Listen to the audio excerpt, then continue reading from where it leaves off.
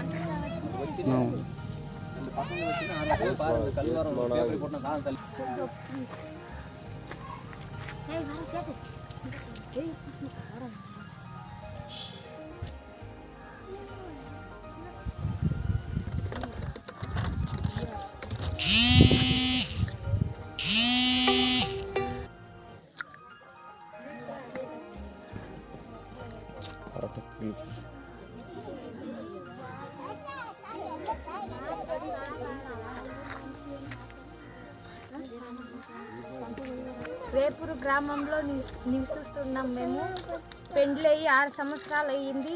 మాకు ఇంకా ఇల్లు లేదు. 2 బిడ్డలు అయ్యారు. రేషన్ కార్డు కూడా వచ్చింది. అయితే కూడా మాకు ఇల్లు లేదు, ఏం చేయలేదు. మేము ఇలా గుట్టలతో ఉండాము. మాకు పెద్దోళ్ళంతా మీరంతా ఏదైనా చేయాలని మేము కోరుకుంటున్నాము. గవర్నమెంట్ వాళ్ళు మాకు ఏదైనా చేయాలని మేము కోరుకుంటున్నాము.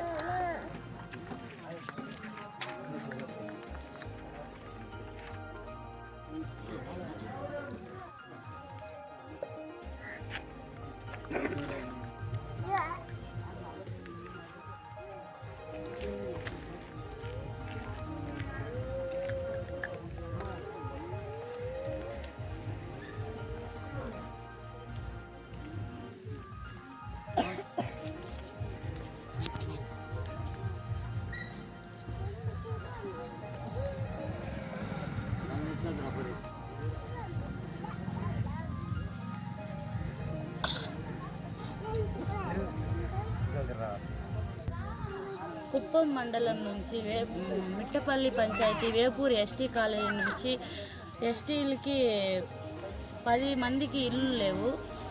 మాకు పైన అధికారులు కలెక్టర్ కావచ్చు లేదా 10 మందికి ఇల్లు లేవు. మాకు ఇండ్ల సౌకర్యము దయదలిచి గవర్నమెంట్ వాళ్ళు చేసేయాలనేసి మేము కోరుకుంటున్నాం.